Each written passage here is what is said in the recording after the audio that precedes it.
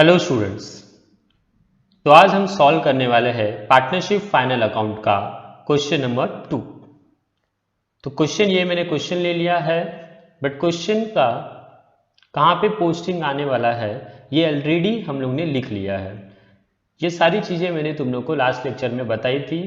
तो अगर आपने पहले वो वीडियो नहीं देखा है तो पहले आप वो वीडियो देख लो, सो दैट आप लोग को ये जब मैं सॉल्व करूँगा तो क्लियरली समझ में आए।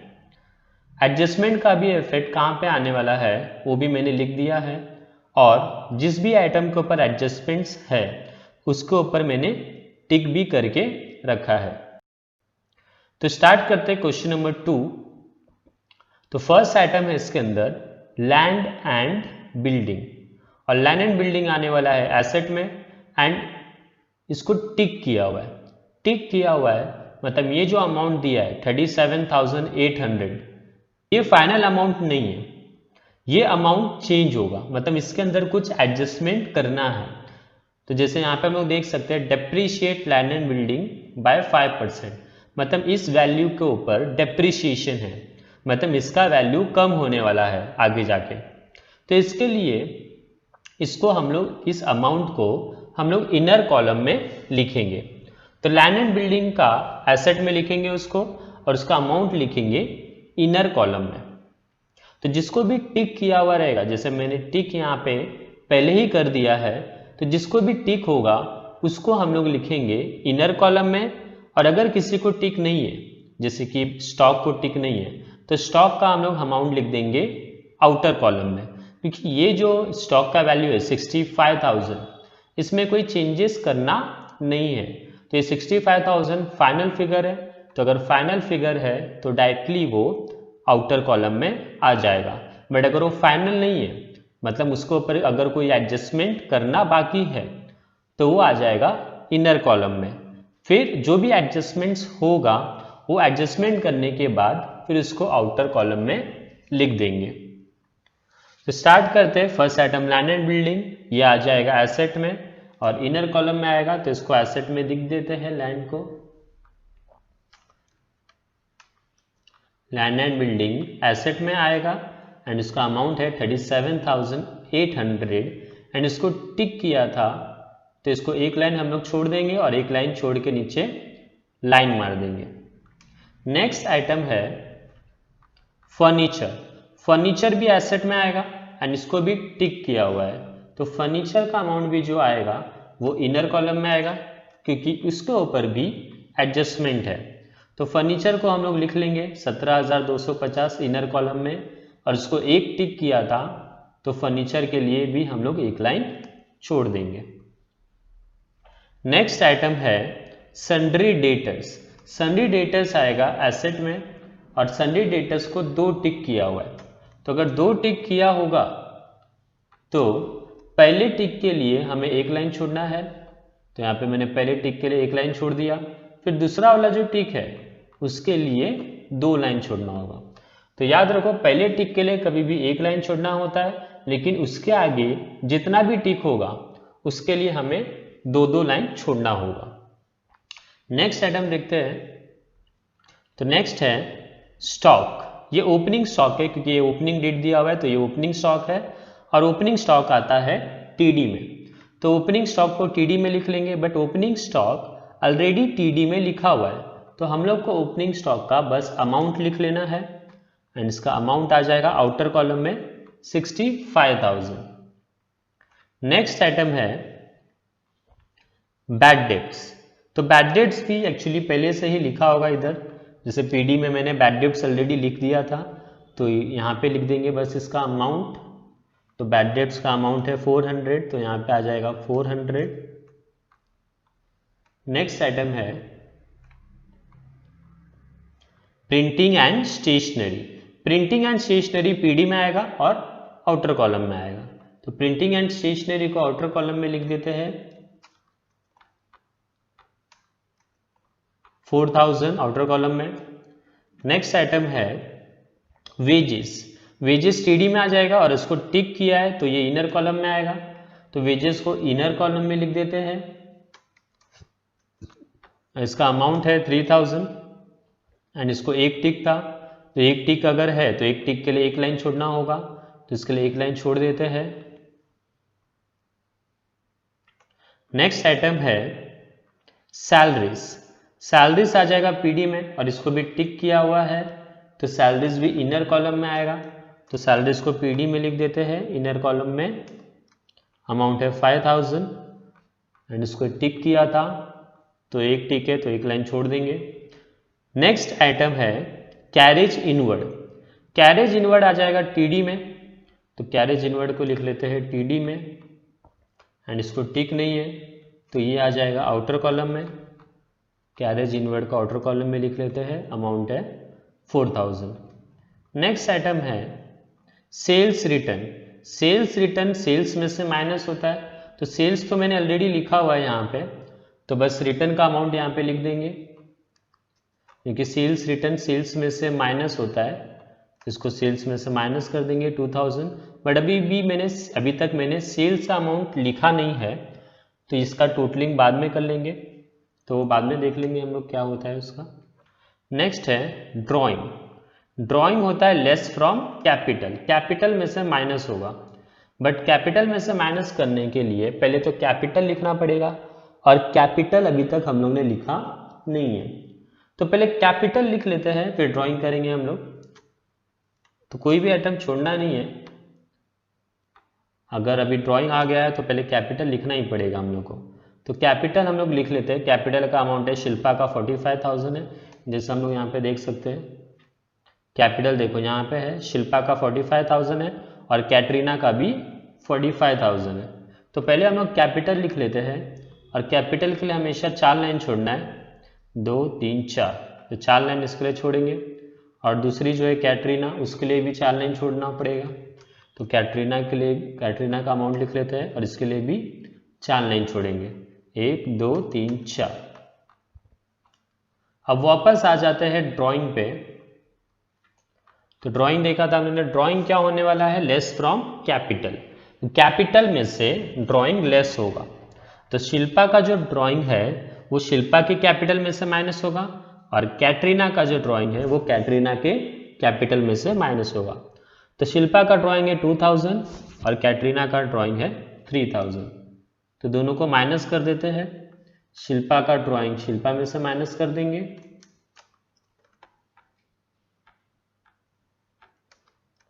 और कैटरीना का ड्राइंग कैटरीना में से माइनस कर देंगे। नेक्स्ट आइटम है डिस्काउंट।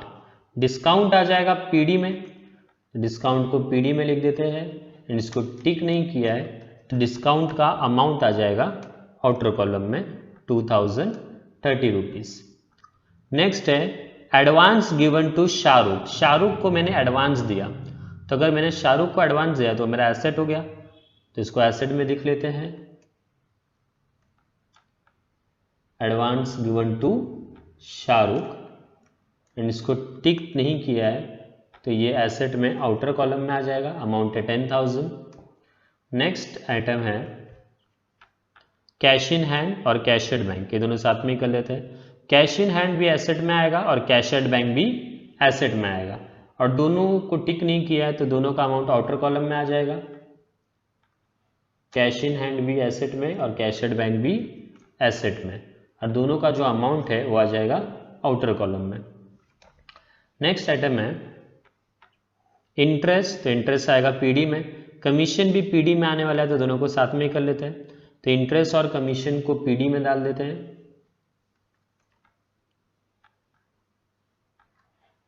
इंटरेस्ट भी पीडी में और कमीशन भी पीडी में, और दोनों को टिक नहीं किया है तो दोनों का अमाउंट आ जाएगा आउटर कॉलम में। नेक्स्ट आइटम है रॉयल्टीज है, रॉयल्टीज टीडी में आएगा और परचेज भी टीडी में आएगा, तो रॉयल्टीज को टीडी में लिख लेते हैं पहले, और रॉयल्टीज को टिक किया हुआ है तो इसका जो अमाउंट है वो इनर कॉलम में आएगा टीडी में, और एक टिक है तो एक लाइन छोड़ देंगे। देन परचेज था, परचेज का अमाउंट है 50,000। परचेज ऑलरेडी हम लोग ने यहाँ पे लिख के रखा है, तो बस हम लोग को इसका अमाउंट लिखना है, तो अमाउंट इसका लिख देते हैं परचेज का 50,000 इनर कॉलम में, क्योंकि इसमें से रिटर्न माइनस करना है तो इसके लिए इसका अमाउंट लिखेंगे इनर कॉलम में। नेक्स्ट आइटम है, तो ये डेबिट खत्म हो गया पूरा, आप क्रेडिट कर रहे हैं हम लोग। तो क्रेडिट में एक्चुअली कैपिटल भी हो चुका है, क्योंकि ड्राइंग करना था तो इसलिए कैपिटल भी हम लोगों ने उस टाइम पे कर दिया था। नेक्स्ट है बिल्स पेएबल है, ये लायबिलिटी में आएगा, और बैंक ओवरड्राफ्ट भी लायबिलिटी में ही आने वाला है।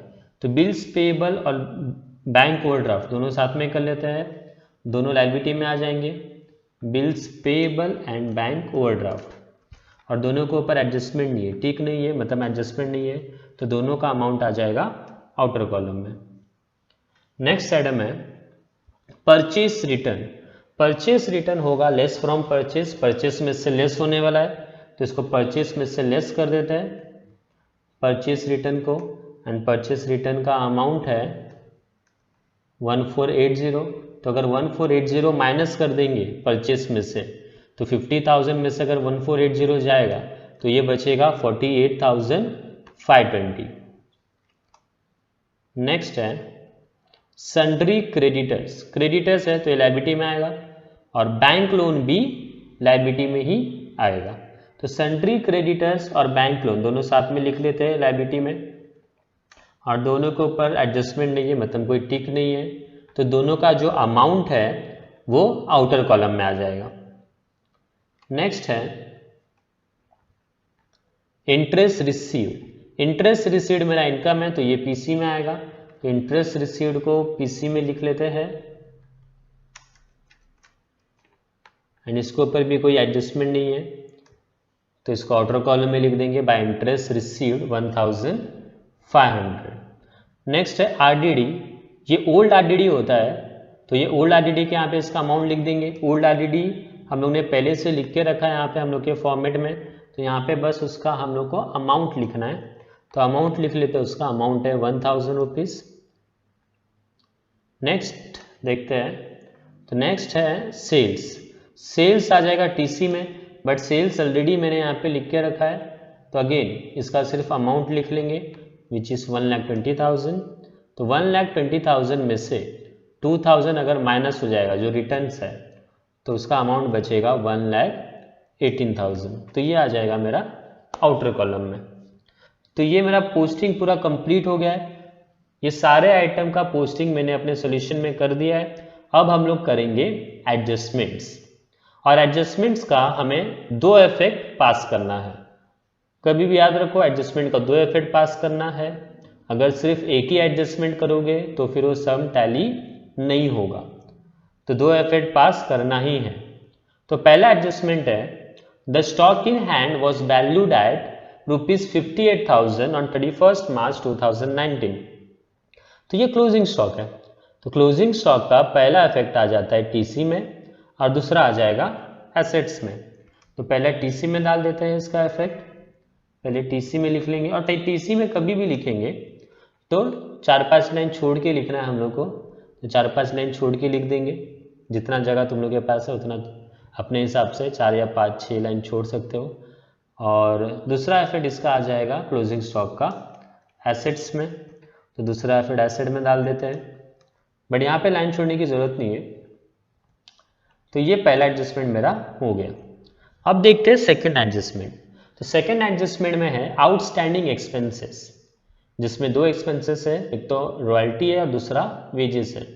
दैट मीन्स यहाँ पे आउटस्टैंडिंग रॉयल्टीज है और आउटस्टैंडिंग वेजेस है। अब आउटस्टैंडिंग का इफेक्ट हम लोग को पता है, आउटस्टैंडिंग का पहला इफेक्ट तो ऐड होता है, जो भी वो एक्सपेंस रहेगा उसमें ऐड हो जाएगा। जैसे यहाँ पे आउटस्टैंडिंग रॉयल्टीज है तो इसका इफेक्ट होगा ऐड टू रॉयल्टीज, और दूसरा इफेक्ट इसका हो जाएगा लायबिलिटी में। देन आउटस्टैंडिंग वेजेस है तो पहला इफेक्ट होगा इसका ऐड टू वेजेस, और दूसरा इफेक्ट हो जाएगा लायबिलिटी। तो पहला इफेक्ट आउटस्टैंडिंग का ऐड करना है और दूसरा इफेक्ट लायबिलिटी में डालना है। तो रॉयल्टी और वेजेस में इसको ऐड कर देते हैं, तो आउटस्टैंडिंग रॉयल्टी को रॉयल्टी में ऐड कर देंगे। तो आउटस्टैंडिंग रॉयल्टी का अमाउंट है 1,500, तो 2,000 में अगर 1,500 ऐड हो जाएगा तो अमाउंट हो जाएगा 3,500। फिर आउटस्टैंडिंग दूसरा था वेजेस, आउटस्टैंडिंग वेजेस था, तो आउटस्टैंडिंग वेजेस में ऐड होगा, तो आउटस्टैंडिंग वेजेस को वेजेस में ऐड कर देते हैं, और आउटस्टैंडिंग वेजेस का अमाउंट है 800, तो अगर 800 इसमें ऐड कर देंगे 3000 में अगर 800 ऐड हो जाएगा तो ये हो जाएगा 3800। अब पहला इफेक्ट हो गया, आउटस्टैंडिंग वेजेस में ऐड हो गया, और आउटस्टैंडिंग रॉयल्टीज में ऐड हो गया। अब इसका आउटस्टैंडिंग का दूसरा इफेक्ट आता है लायबिलिटी में, तो इसका लायबिलिटी में डाल देते हैं दूसरा इफेक्ट आउटस्टैंडिंग का, तो इसको लायबिलिटी में लिख लेंगे, पहले हेडिंग डालेंगे आउटस्टैंडिंग एक्सपेंसेस और उसके नीचे लिख देंगे रॉयल्टीज और वेजेस। आउटस्टैंडिंग रॉयल्टी था 1500 और आउटस्टैंडिंग वेजेस है 800, तो दोनों का टोटल करेंगे तो आ जाएगा 2300। अब सेकेंड एडजस्टमेंट भी हो गया है, डन। देख लेते हैं थर्ड एडजस्टमेंट। तो थर्ड एडजस्टमेंट है salaries paid in advance to staff ₹2000। Salary pay किया स्टाफ को बट एडवांस में पे किया है, तो एडवांस मतलब होता है प्रीपेड, तो ये एक्चुअली प्रीपेड सैलरी है। अब प्रीपेड का पहला इफेक्ट कभी भी लेस होता है, तो ये लेस हो जाएगा, लेस फ्रॉम सैलरीज, और दूसरा इफेक्ट आता है प्रीपेड का एसेट्स में, तो दूसरा इफेक्ट एसेट में डाल देंगे, तो इसका इफेक्ट पास कर देते हैं। प्रीपेड सैलरी का पहला इफेक्ट सैलरी में से लेस हो जाएगा, तो सैलरी में से अगर लेस होगा तो ये 2000 लेस हो जाएगा तो बचेगा 3000, और प्रीपेड का दूसरा इफेक्ट आ जाएगा एसेट्स में, तो प्रीपेड का दूसरा इफेक्ट एसेट में डाल देते हैं, अमाउंट है 2000, तो ये भी एडजस्टमेंट हो गया। अब नेक्स्ट एडजस्टमेंट देखते हैं। सो नेक्स्ट एडजस्टमेंट है create a provision for bad debts ₹1000 and reserve for doubtful debts 3% on sundry debtors. तो यहाँ पे बैड डेब्ट्स है ₹1000 और आरडीडी है 3% ऑन सन्ड्री डेटर्स। तो बैड डेब्ट्स और आरडीडी का दोनों का इफेक्ट सेम ही होता है, पहला डेटर में से माइनस होता है और दूसरा इफेक्ट आता है उसका पीडी में, और आरडीडी का भी सेम, पहला इफेक्ट होगा लेस फ्रॉम डेटर्स और दूसरा इफेक्ट आएगा पीडी में। तो ये एडजस्टमेंट भी कर लेते हैं। तो पहले बैड डेट्स माइनस कर लेते हैं सन्ड्री डेटर में से, तो बैड डेट्स का अमाउंट है 1000, तो 40,000 में से 1000 माइनस हो जाएगा तो बचेगा 39,000। देन आरडीडी भी माइनस कर लेते हैं, और आरडीडी का अमाउंट है परसेंट में दिया है, एक्चुअली परसेंट में 3% दिया हुआ है, तो 3% हम लोग निकालेंगे 39,000 का, तो 39,000 का 3% निकालेंगे तो आ जाएगा 1170, फिर 1170 हम लोग 39,000 में से माइनस कर लेंगे तो ये बचेगा 37,830। अभी जो बैड डेब्ट्स है और ये जो आरडीडी है इसको हम लोग बोलते हैं न्यू बैड डेब्ट्स और इसको बोलते हैं new RDD. New bad debts और न्यू आरडीडी का इफेक्ट ऑलरेडी हम लोगों ने पीडी में लिख लिया है, देखो न्यू बैड डेब्ट्स और न्यू आरडीडी, तो बस इसका अमाउंट लिखना है, तो अमाउंट लिख देते हैं इसका अमाउंट लिख देंगे 1000 बैड डेब्ट्स और 1170 न्यू आरडीडी।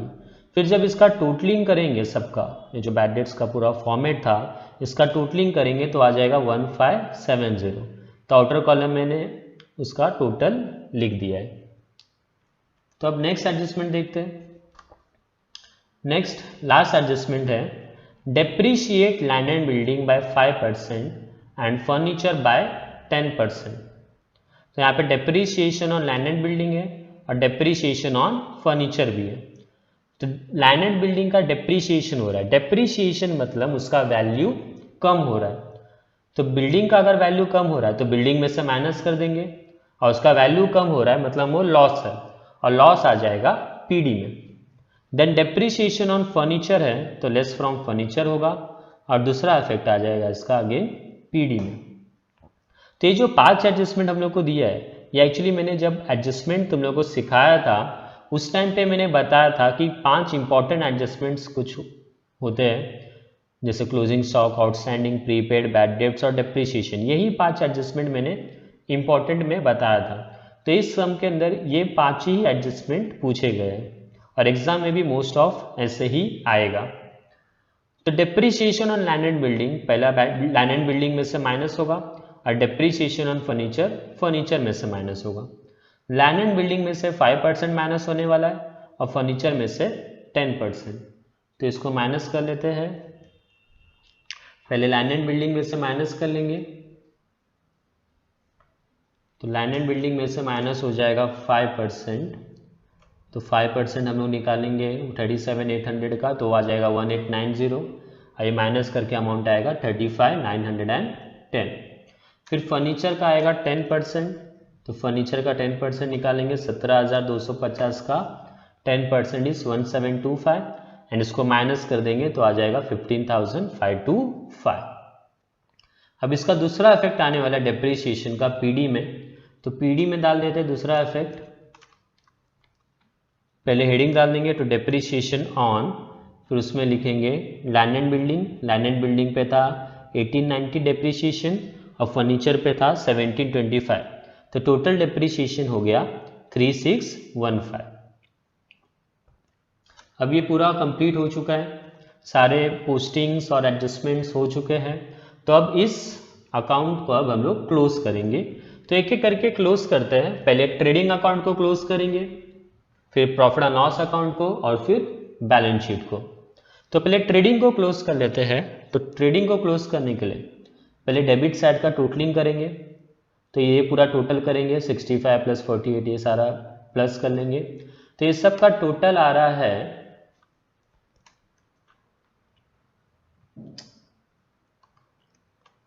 1,24,820। तो इसको ये जो बॉक्स हम लोग ने बनाया बॉक्स के नीचे लिखना है और पेंसिल से लिखना है। फिर क्रेडिट साइड का टोटल कर लेंगे, मतलब क्रेडिट साइड में ये दोनों है तो ये दोनों का टोटल हो जाएगा, तो ये दोनों का टोटल आएगा 1,76,000। तो यहाँ पे नीचे आगे लिख लेंगे 1,76,000। फिर देखेंगे कि दोनों अमाउंट में से बड़ा अमाउंट कौन सा है। तो यहाँ पे बड़ा अमाउंट दिख रहा है 1,76,000। तो जो बड़ा अमाउंट रहेगा उसको हम लोग ये दोनों साइड जो बॉक्स दिख रहा है ये और ये दोनों साइड के बॉक्स में लिख देंगे, जो भी बड़ा अमाउंट रहेगा। तो बड़ा अमाउंट था 1,76,000, तो ये 1,76,000 मैंने दोनों साइड के बॉक्स में लिख दिया। फिर देखना है हम लोग को कि डिफरेंस कहाँ पे है। यहाँ पे डिफरेंस है, ये यहाँ पे डेबिट में डिफरेंस है या क्रेडिट में डिफरेंस है। तो हम लोग को डिफरेंस दिख रहा है यहाँ पे डेबिट में, यहाँ पे तो कोई डिफरेंस है ही नहीं दोनों में, तो यहाँ पे डिफरेंस दिख रहा है। तो जो डिफरेंस दिख रहा है वो हो जाएगा हम लोग का ग्रॉस प्रॉफिट। डिफरेंस मतलब ये दोनों को माइनस कर लेना है, 1,76,000 माइनस 1,24,820। तो जब ये दोनों को माइनस करेंगे तो जो अमाउंट आएगा उसको हम लोग बोलेंगे ग्रॉस प्रॉफिट। तो ये ग्रॉस प्रॉफिट को यहाँ पे लिख लेते हैं। तो ग्रॉस प्रॉफिट हमारा आ गया 51,180। फिर ये ग्रॉस प्रॉफिट को हम लोग यहाँ पे प्रॉफिट एंड लॉस अकाउंट में ट्रांसफर कर देंगे। इसको प्रॉफिट एंड लॉस अकाउंट में ट्रांसफर कर देते हैं, बट ये उल्टा ट्रांसफर होता है। ये डेबिट में आया मतलब में क्रेडिट में ट्रांसफर होगा। अगर ये क्रेडिट में आता तो ये ट्रांसफर हो जाता डेबिट में। तो ये ट्रेडिंग अकाउंट क्लोज हो गया है। अब हम लोग क्लोज करेंगे प्रॉफिट एंड लॉस अकाउंट। तो प्रॉफिट एंड लॉस अकाउंट को अब क्लोज कर लेते हैं। तो प्रॉफिट एंड लॉस अकाउंट को क्लोज करने के लिए पहले इस साइड का टोटल कर लेंगे। तो इधर का टोटल आ रहा है 17,215। तो यहाँ पे लिख लेंगे बॉक्स के नीचे 17,215। फिर इधर का टोटल करेंगे तो ये दोनों का टोटल आ रहा है 52,680। तो इसको यहाँ लिख लेते हैं 52,680। फिर अगेन देखेंगे कि दोनों में से बड़ा अमाउंट कौन सा है, 17 या 52। तो 52 बड़ा है, तो जो बड़ा अमाउंट रहेगा उसको हम लोग दोनों साइड के बॉक्स में लिख लेंगे। दोनों साइड में लिख लेना है 52,680। फिर देखना है डिफरेंस कहाँ पे है। तो यहाँ पे तो डिफरेंस है नहीं, डिफरेंस यहाँ पे है। तो ये जो डिफरेंस है ये हमारा हो जाएगा नेट प्रॉफिट, और ये नेट प्रॉफिट दोनों पार्टनर्स में डिवाइड कर देना है। तो ये प्रॉफिट को डिवाइड कर देंगे दोनों पार्टनर्स में, और रेशियो देख लेते क्या है। तो रेशियो हम लोग को यहाँ पे दिया रहता है नॉर्मली रेशियो, बट यहाँ पे रेशियो दिया हुआ नहीं है। तो अगर रेशियो नहीं दिया है तो हम लोग को एज्यूम करना है कि वो इक्वल होगा, तो इक्वली ये डिवाइड कर देना है। बट ये पूरा इक्वली डिवाइड नहीं होगा क्योंकि ये ऑड फिगर है 465, तो यहाँ पे अगेन एक रुपया एक को ज़्यादा देना पड़ेगा, एक को कम देना पड़ेगा। तो यहाँ पे मैंने शिल्पा को 1 रुपया कम दिया है और कैटरीना को 1 रुपया ज़्यादा दिया है। तुम लोग चाहिए तो उल्टा भी कर सकते हो, उससे कुछ फर्क नहीं पड़ेगा। तुम लोग ऐसा भी कर सकते हो, शिल्पा को 1 रुपया ज़्यादा दे दो, कैटरीना को 1 रुपया कम दो। तो हम लोगों ने कहा कि यहाँ पे 35,465 में से आधा शिल्पा को दिया, आधा कैटरीना को दिया। तो शिल्पा का जो प्रॉफिट है वो शिल्पा के कैपिटल में ऐड होगा, और जो कैटरीना का प्रॉफिट है वो कैटरीना के कैपिटल में ऐड हो जाएगा। तो ये ऐड कर लेते हैं। शिल्पा का पहले नेट प्रॉफिट शिल्पा के कैपिटल में ऐड हो जाएगा, और कैटरीना का नेट प्रॉफिट कैटरीना के कैपिटल में ऐड हो जाएगा। फिर इसका टोटल कर लेंगे, मतलब 45,000 माइनस 2,000 प्लस 17,732। तो इसका टोटल आ रहा है, और टोटल यहाँ पे लिख लेना है हम लोग को। तो टोटल आ रहा है इसका 60,732। फिर हम लोग कैटरीना का भी टोटल कर लेंगे, तो 45 माइनस 3,000 और प्लस 17,733। तो इसका टोटल आ रहा है 59,733। तो ये पूरा हो चुका है। अब हम लोग लायबिलिटी का टोटल करेंगे, तो इसका पूरा टोटल कर लेंगे। तो इसका टोटल आ रहा है 187,265। देन इसका टोटल करेंगे तो इसका टोटल आ रहा है अगेन 187,265। मतलब दोनों साइड का टोटल, लायबिलिटी का टोटल और एसेट्स का टोटल, दोनों का जो टोटल है वो सेम आ रहा है। और अगर दोनों का टोटल सेम आ रहा है मतलब हमारा सम टैली हो चुका है, मतलब हमारे सम में कोई प्रॉब्लम नहीं है। तो जब भी ये सम टैली हो जाए, मतलब लायबिलिटी और एसेट का टोटल अगर सेम आ जाए, मतलब समझो कि तुम्हारा सम एकदम परफेक्ट है। तो बस आज के लिए इतना ही। नेक्स्ट लेक्चर में हम लोग देखेंगे क्वेश्चन नंबर 3